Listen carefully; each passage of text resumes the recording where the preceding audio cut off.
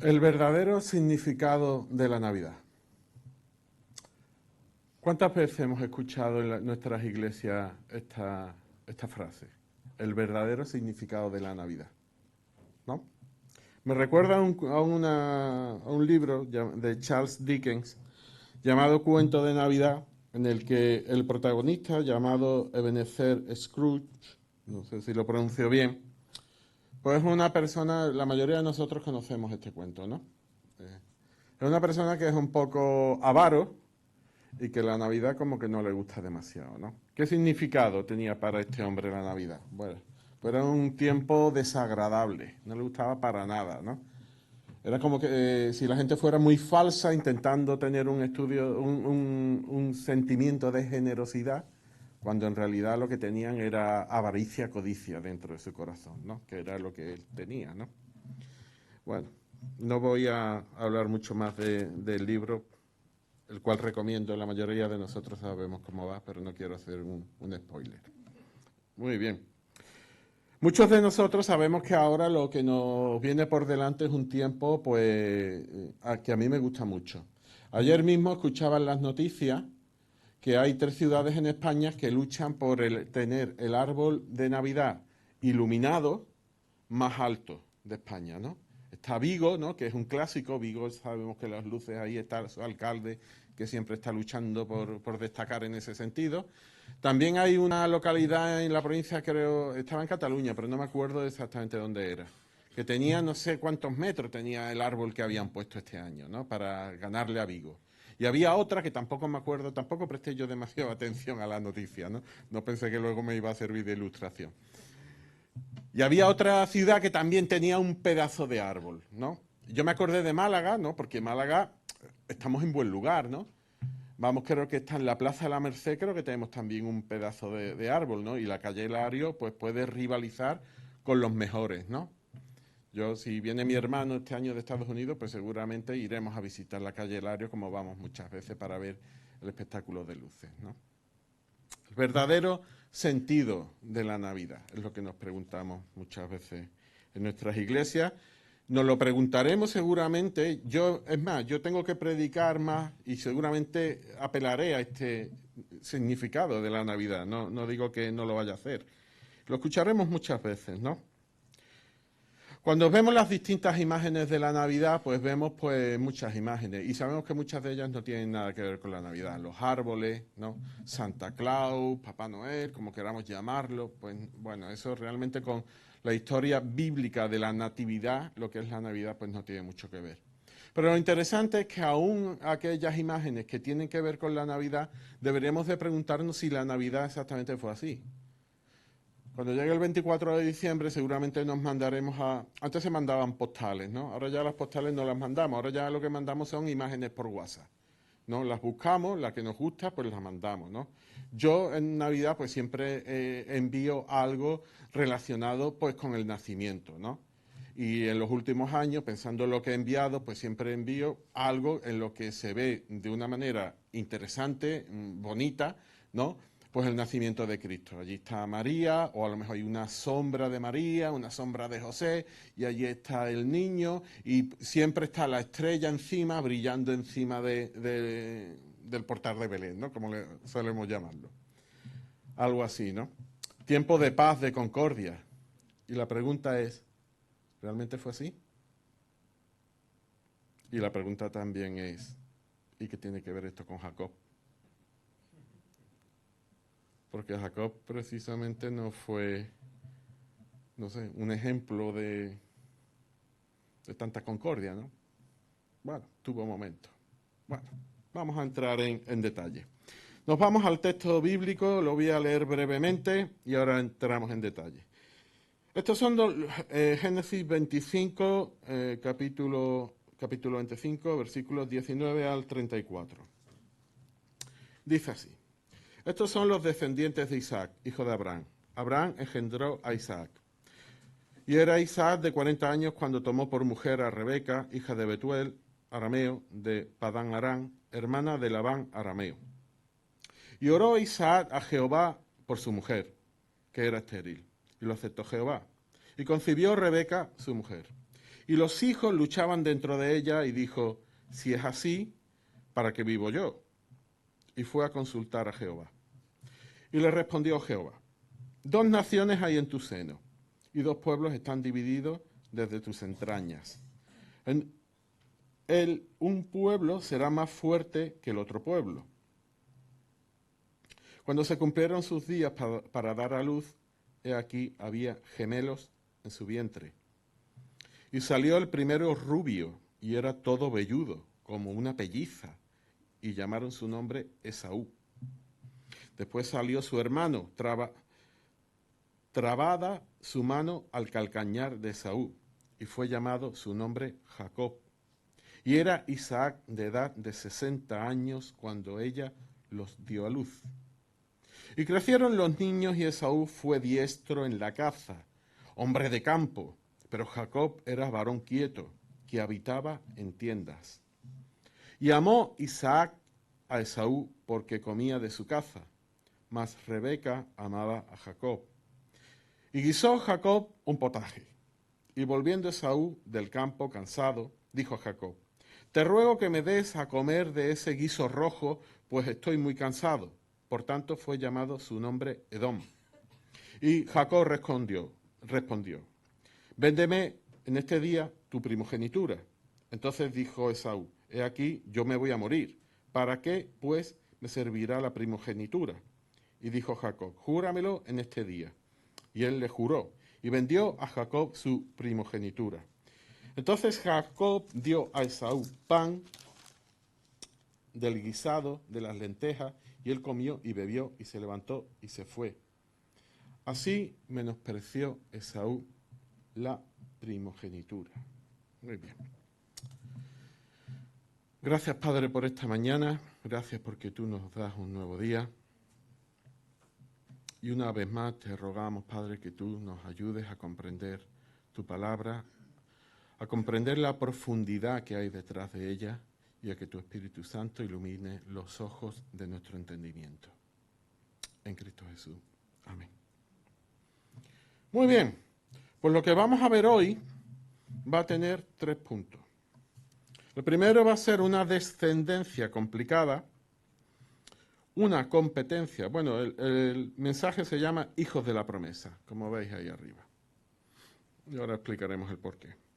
Una descendencia complicada, una competencia anunciada y una herencia despreciada. Muy bien, nos vamos al primero. Una descendencia complicada. Bien. Versículo 19. Estas son las generaciones de Isaac, hijo de Abraham. Abraham engendró a Isaac. Bueno, ya sabemos que Abraham engendró a Isaac. También, versículos previos a este versículo 19, por lo que nos viene a decir el capítulo 25, son la descendencia de Abraham. Y los primeros versículos hablan de Cetura, y que tuvo, creo que eran 6 hijos con ella. Tuvo 6 hijos con ella, 7 nietos, por lo menos son los que muestra la Escritura, y 3 bisnietos. Ahora, ¿habla algo bueno o malo de ellos? No, no dice nada. Dice que les dio regalo. Y dice que los alejó de Isaac. Es lo único que dice. Les dio regalos a esos hijos. Y en esos versículos previos dice, pero la herencia era para Isaac. ¿No? Los hijos de Cetura. Muy bien. Y unos versículos más tarde, pues habla de Agar y su hijo Ismael, que realmente Ismael fue el primogénito, como todos sabemos, ¿no? ¿Y qué dice de Ismael? Bueno, pues dice que tuvo 12 hijos, Ismael, y que habitaron, pues, en Arabia, prácticamente, en un terreno, pues, muy grande, muy árido, pero un terreno enorme, desde el Sinaí hasta el extremo sur de Arabia, prácticamente, no sé, miles de kilómetros, enorme aquello. ¿Y habla algo más de ellos? No, sin pena ni gloria, como se suele decir. No se describe mucho. Y ahora ya, a mitad del capítulo, versículo 19, pues ya empezamos a hablar de Isaac, ¿no? Lo ha dejado para el último. El que lo hereda todo, lo deja para el último. Ahora, en estos días previos hemos visto como Guilla habló de Génesis 3:15, hablando de una simiente de la mujer que heriría en la cabeza a la serpiente, ¿no? A Satanás. Y el otro día, el domingo pasado, estuvimos viendo cómo Josué también nos hablaba de Isaac, de la prueba que pasó Abraham con Isaac, y cómo al final, pues, decía Dios, no te preocupes que en Isaac serán benditas todas las naciones. Una promesa de bendición. Entonces, vamos a hablar de la promesa. Y cuando estoy hablando de la promesa, estoy hablando de esa promesa que Dios comienza en Génesis, continúa en Abraham, y vamos a ver cómo va a continuar con Isaac y con Jacob, ¿no? Ya me estoy adelantando a quién va a ser el heredero. Muy bien. Pues, por tanto, estamos hablando de generaciones, y es importante saber que estamos hablando de una herencia de la promesa. Que nos quede claro eso, ¿no? Y vemos como los otros hijos no van a ser los herederos, sino que va a ir a parar a Isaac. Muy bien. Versículo 20. Tenía Isaac 40 años cuando tomó por mujer a Rebeca. Se casó ya madurito, ¿no? Bien. Hija de Betuel, arameo y tal, ¿no? Ahora, empiezan a tener problemas. Y me recuerda a los problemas que ella tuvo su padre, Abraham, que Sara era estéril. Y a Rebeca le pasa igual. Es estéril, ¿no? Dice, y oró Isaac al Señor en favor de su mujer, porque ella era estéril, y lo escuchó el Señor, y Rebeca, su mujer, concibió. Ahora, podemos pensar, bueno, se casaron con 40 años, era estéril, no tenía niños, ¿cuánto tiempo tardaron en tener niños, no? Según esto, pues aquí lo que hay es un versículo, ¿no? Bueno, versículo más adelante nos damos cuenta que cuando nacen Esaú y Jacob, Isaac tiene 60 años. Si se casó madurito, más madurito tuvo los niños, ¿no? Estaba ya en una edad entradita en años. Bien. Es decir, esto es interesante. Pasaron 20 años desde que se casaron hasta que tuvieron niños, ¿no? Y yo me pregunto, ¿cuántas veces desearía ese matrimonio tener hijos? Sabiendo, igual que Abraham, que había una promesa diciendo que su descendencia iba a ser como las estrellas del cielo, como los granos que hay en la arena de la playa, que iba a ser incontable. Y sin hijos. ¿Cuándo, Señor, vas a cumplir tu promesa? ¿Qué heredó Isaac? En realidad Isaac no heredó tanto. ¿Por qué? Abraham es verdad que tenía muchas cosas, pero Abraham no tenía tierra, era nómada. Lo único que compró fue un campito donde se murió y lo enterraron, pero tierras no heredó. Y vemos que Isaac, cuando leemos su historia, tiene que estar deambulando y tiene mucha relación con los filisteos, de forma que se pone en algunos sitios y vienen los filisteos, se lo quitan y se tiene que ir a otro sitio. Es decir, muchas posesiones tampoco vemos que tuviera. Tenía siervos, tendría ganado, pero lo que es tierra no heredó nada, ¿eh? Lo de la tierra de Canaán para Isaac no fue. Consiguió un sitio al final donde le dejaron estar, ¿no? Pero que mucha tierra no consiguió, y aquella tierra tampoco era suya, ¿no? Heredó la tienda de Abraham, bueno, está bien, el altar, pero sobre todo heredó la promesa a la que hemos hecho antes referencia, que a través de su línea, de su descendencia, el día de mañana iba a venir el Mesías. Eso fue la herencia. Muy bien, pues vemos la descendencia complicada. Una descendencia complicada porque muchos herederos, al final solo Isaac es el verdadero heredero, pero encima no tiene niños, ¿no? Vale. Pues nos vamos al versículo 22. Una competencia anunciada. Se queda embarazada Rebeca. Y dice, y los hijos luchaban dentro de ella. Y ella dijo, si esto es así, ¿para qué vivo yo? Y fue a consultar al Señor. Es decir, el embarazo no estaba siendo lo previsto, ¿no? 20 años para quedarte embarazada y ahora te quedas embarazada y lo que tú tienes en la barriga no es normal, ¿no? Por decirlo de alguna manera. Allí había unos movimientos, en fin, la Biblia tampoco describe exactamente qué es lo que pasaba allí, ¿no? Pero allí esta mujer tendría unos movimientos que diría, es que esto es un sinvivir, ¿no? Como solemos decir en nuestra lengua, ¿no? Entonces, bueno, consultan al Señor, versículo 23, y dice el Señor, dos naciones hay en tu seno, vaya, y dos pueblos se dividirán desde tus entrañas. Un pueblo será más fuerte que el otro, y el mayor servirá al menor. Y lo que vamos a ver ahora en estos versículos, en este punto de una competencia anunciada, son tres indicios, señales, como queramos llamarla, de que vienen tiempos difíciles, que vienen problemas. Mucha esperanza en quedarte embarazada, y cuando te quedas embarazada, el Señor te dice, prepárate lo que viene ahora, ¿no? Y vemos tres indicios, y este es el primer indicio, que va a tener dos naciones, dos niños, pero que encima no se van a llevar bien. Y eso para los padres es doloroso. Eso para los padres es doloroso. No. Y además dice, el mayor servirá al menor. Esto no era lo normal. Lo normal es que en aquella época, a ver, de aquella época no es como ahora, ¿no? Que se divide normalmente la herencia entre todos y todos reciben lo mismo. En aquella época, pues el mayor heredaba más, ¿no? Muy bien. Versículo 24. Cuando se cumplieron los días de dar a luz, he aquí había mellizos en su seno. Bueno, eso ya era previsible, ¿no? Salió el primero rojizo, todo velludo, como una pelliza, ¿no? Una pelliza, esto creo que se llama arcaísmo, ¿no? Es un lenguaje antiguo que significa una chaqueta de pelo, ¿no? Entonces el niño pues parecía que tenía una chaqueta de pelo puesta. Lo llamaron Esaú. Esaú significa velludo.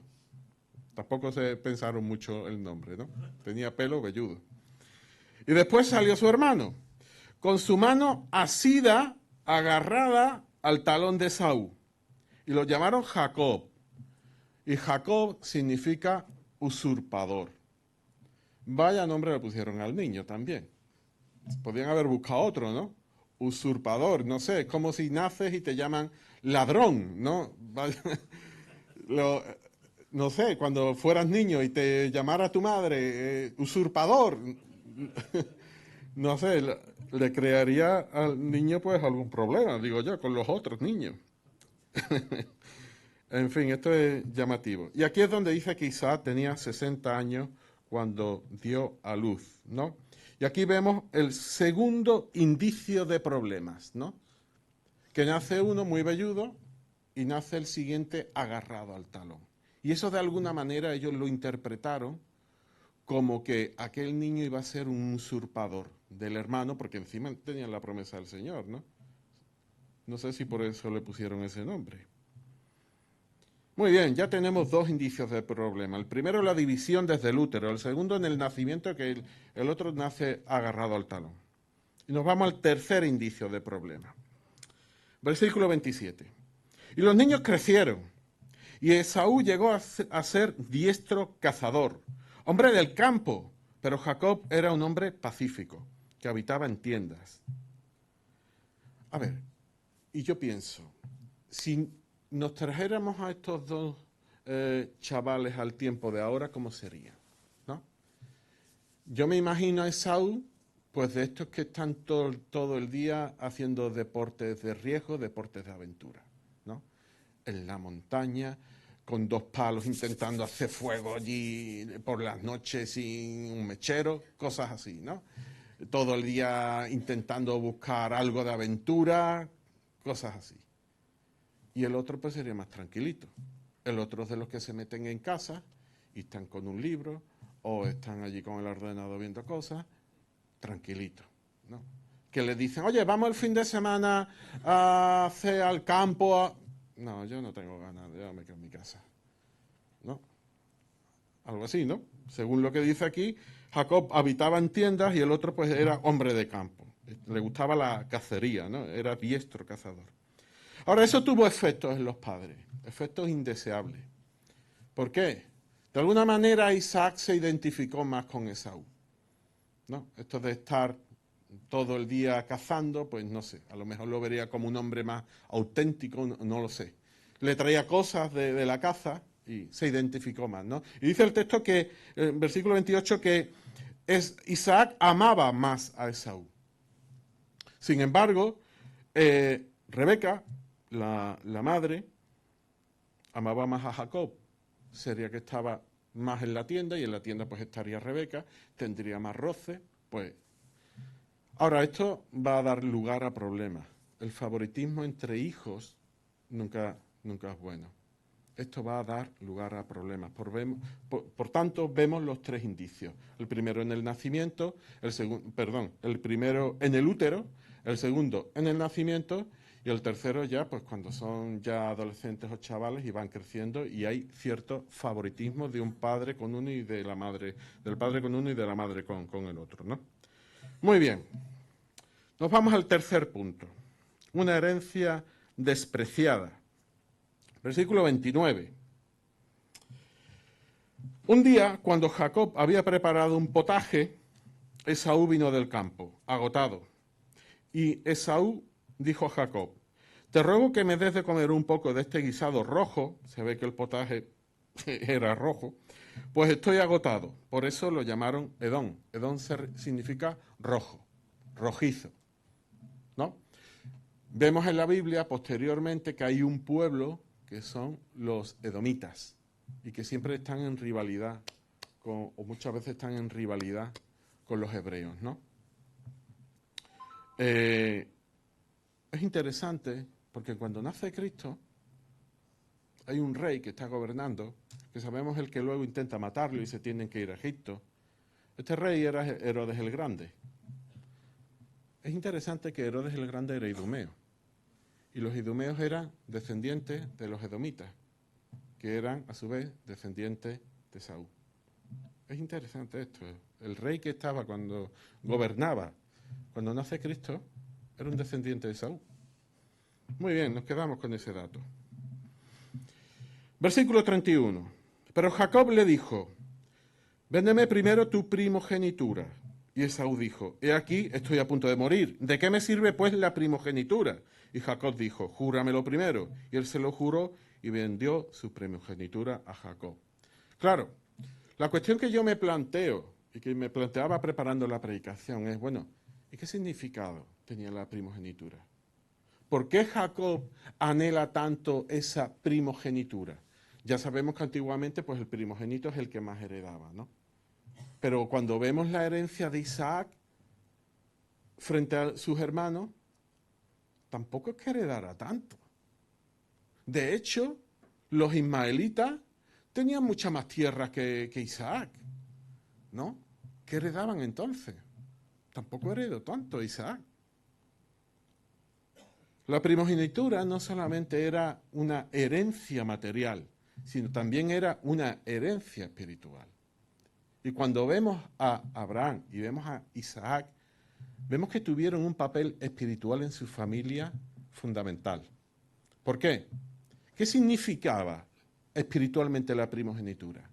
Pues significaba que tú eras el guía espiritual de tu familia, que tú eras el responsable de guiar a tu familia, de hablar con Dios, de hacer como un sacerdote, de hacer como un profeta, de ejecutar la voluntad divina, de irte de tu tierra y de tu parentela cuando te lo dijo el Señor, de ir donde te dijera el Señor. Tú eras el responsable de todo eso. Eso implicaba una responsabilidad. Y la responsabilidad en ocasiones la tomamos como una carga. Esa responsabilidad implicaba estar en la línea directa del Mesías, del nacimiento del Mesías. Ellos lo sabían, porque ellos sabían la promesa que Dios le había dado a Abraham y la promesa que Dios le había dado a Isaac.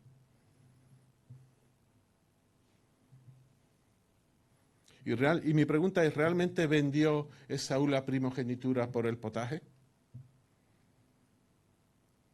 ¿O por qué la menospreció?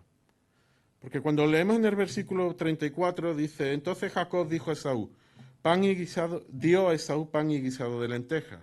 Y él comió y bebió y se levantó y se fue. Y ahora, el autor del Génesis, que posiblemente fue Moisés, no escatiman hacer un juicio de valor sobre lo que hizo Esaú, ¿eh? Aquí no es neutral. Dice el texto, así menospreció Esaú su primogenitura. Así, menospreciar significa dar menosprecio, bajar el precio, infravalorar Esaú la primogenitura. Y yo lo que creo es que no lo hizo solo por comerse el potaje de lentejas porque tenía tanta hambre, ¿no? Porque el texto la impresión que da es que no se iba a morir porque no comiera, ¿no? Una persona puede tardar mucho tiempo en morirse sin comer. De beber es otra historia, pero comer puedes aguantar mucho con las reservas que tenemos. ¿Por qué lo hizo? ¿De verdad quería ser responsable de ser guía espiritual de la familia? De ser el representante de su familia ante Dios, el representante de Dios ante su familia. Ejecutar la voluntad divina, ser obediente al Señor. ¿De verdad quería eso? Y yo lo que creo es que Saúl simplemente no quería eso. Por eso la menospreció.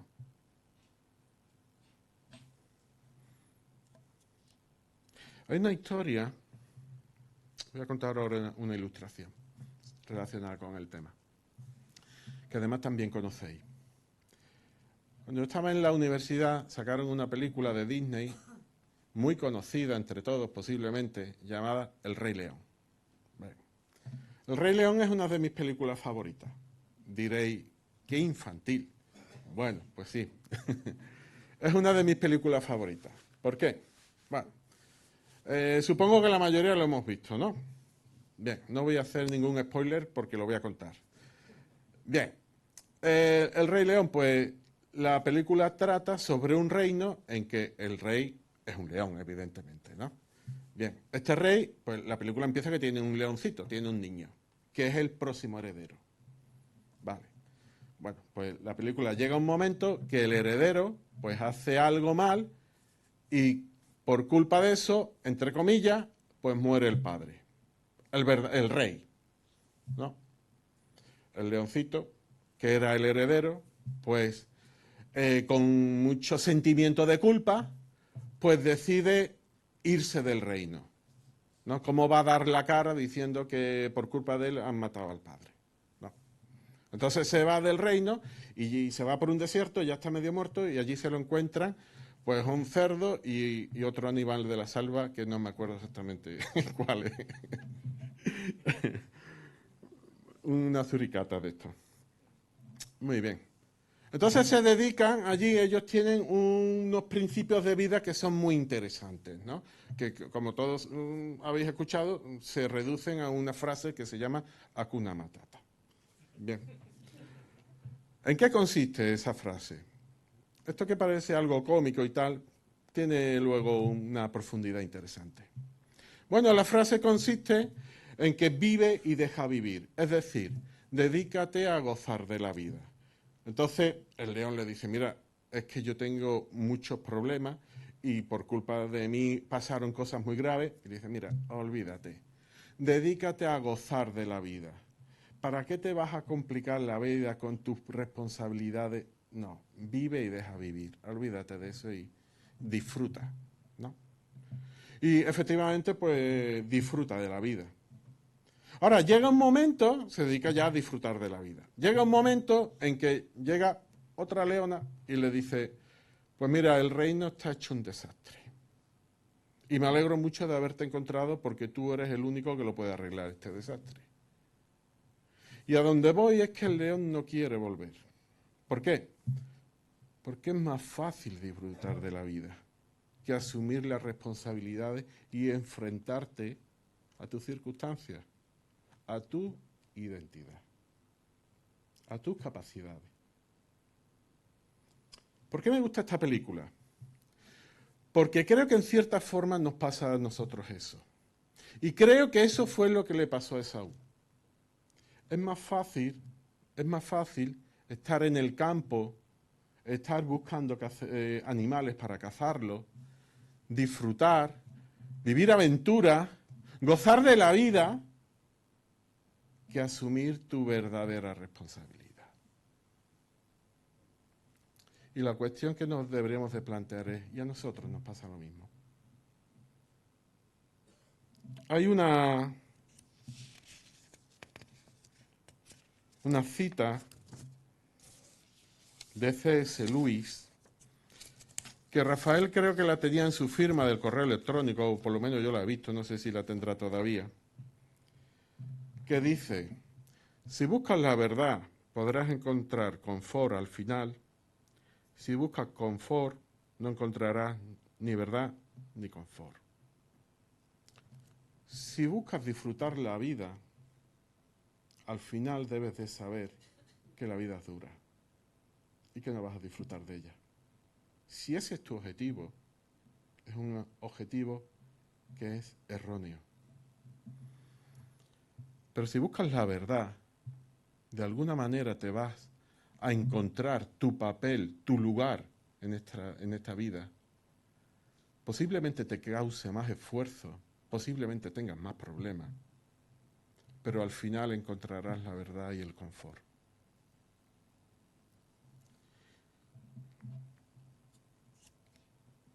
¿Cuál es la diferencia con Jacob aquí? Y ya digo que Jacob a lo largo de su vida vemos que cometió muchos errores, muchos. De hecho, el mismo favoritismo que tenían los padres, él lo vuelve a cometer también con sus hijos, ¿no? Cae en muchos de los errores de sus padres. Pero hay algo muy interesante en Jacob, y hay algo que es ejemplar en Jacob. Y lo describe Oseas capítulo 12. Dice así.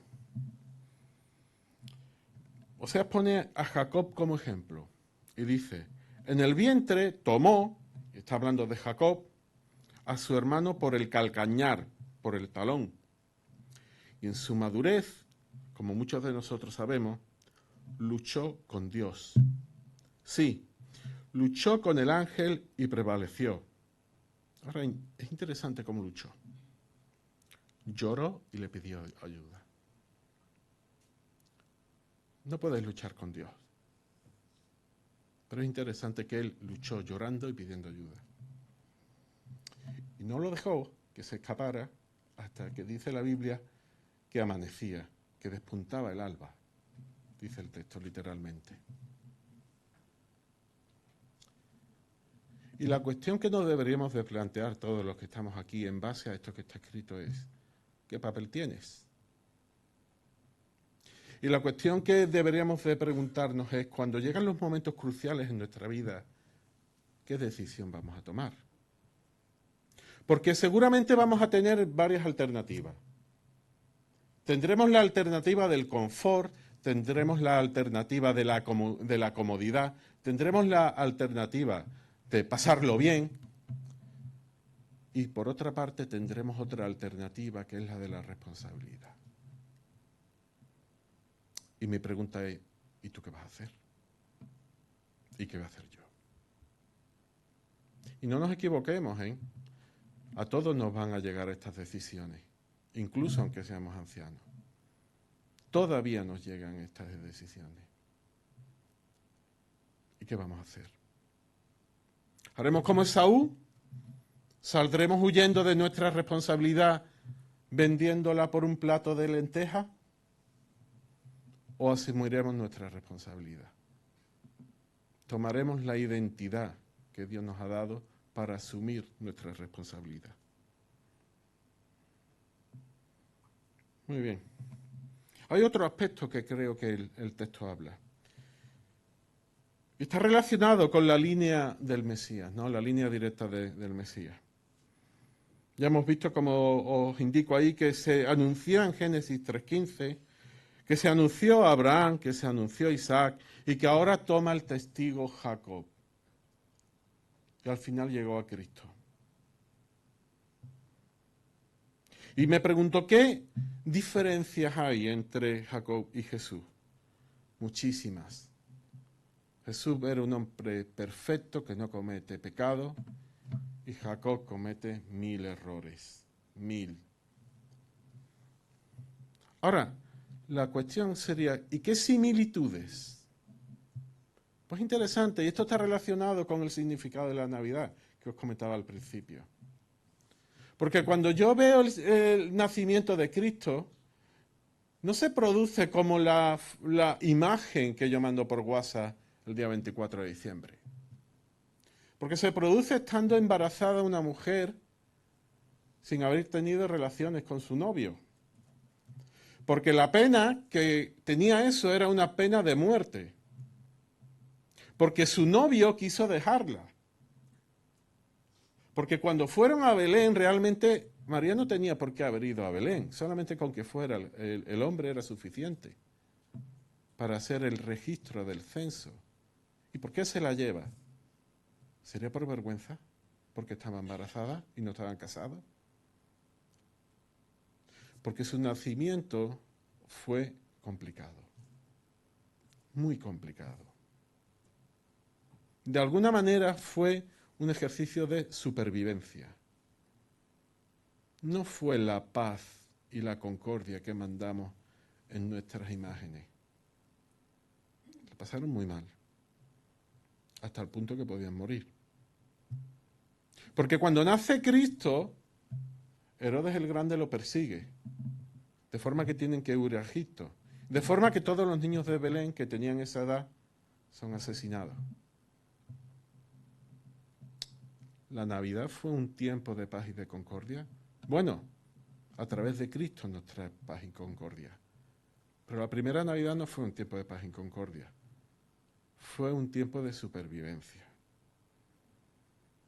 Me recuerda que nace Cristo y hay un rey que está reinando en Judea que no es el verdadero rey, que está ocupando un trono que no es el rey. Eso creo que es una similitud, porque de alguna manera, cuando nace Jacob, su hermano no merece esa primogenitura. Y va a luchar los dos por conquistar el reino. Porque a nivel espiritual también hay otro rey, que es Satanás, que es el que tenía dominio de este mundo. Pero que Cristo lo vence en la cruz. Y lo vence en su resurrección. ¿En qué se parecen? En que asumieron la responsabilidad cuando llegaron los momentos difíciles. Cuando Cristo está en Getsemaní diciendo si es posible que pase esta copa, que así sea, pero ve que no es posible, porque Cristo no se echa para atrás, como hizo Saúl, sino continúa con su responsabilidad y la cumple. Ahora, lo interesante es que eso no queda ahí. Dice Gálatas 4:28. Y ¿dónde está mi mujer? Que no la veo. Ah, dale a la siguiente, mamá. Bueno, ese es el capítulo romano. Gálatas 4:28, no lo tengo ahí. Dice, y vosotros hermanos como Isaac sois hijos de la promesa. Y está hablando a los Gálatas, a los cristianos en la iglesia de Galacia. Porque la línea de la promesa no ha quedado en Cristo. Porque la línea de la promesa continúa y nos afecta a cada uno de nosotros. De forma que esa herencia no se queda en Cristo y no acaba en Cristo, sino que nos toca a cada uno de nosotros, a los que hemos recibido a Cristo como nuestro Salvador. Dice Romanos 9, un texto un poco largo. Los hijos de la promesa son considerados como descendientes, hablando de nosotros, de los que hemos recibido a Cristo. Y relaciona esta promesa con el hecho, con el evento que acabamos de ver. Rebeca, cuando concibió mellizos de uno, nuestro padre Isaac, y dice entre paréntesis explicando lo que pasa allí. Porque cuando aún los mellizos no habían nacido y no habían hecho nada, ni bueno ni malo, para que el propósito de Dios conforme a su elección permaneciera, no por obras, no por cosas que hicieron después, sino por aquel que llama. Y se da una situación muy interesante. Se da la situación que Esaú menosprecia la primogenitura, que Jacob acepta la responsabilidad que ello implica y desea la primogenitura, pero al mismo tiempo se le da la circunstancia que Dios ya lo había predeterminado. Y no voy a entrar en este tema porque sabemos que es un tema complicado, el tema de la elección. Pero a mí me da una profunda tranquilidad, sabiendo que detrás de todo está Dios, que no depende solo de mí, realmente no depende de mí, que detrás está Dios, el Dios soberano que llama a las personas y que su llamado es irrevocable. ¿Cómo es la auténtica Navidad? Y ya termino. ¿Es una historia de paz? Sí. ¿De concordia? Sí. Pero también de supervivencia, de asumir responsabilidades. ¿Cómo es la auténtica Navidad? Fue un cumplimiento que Dios ya habría preparado durante toda la eternidad. No sabemos de cuándo lo hizo.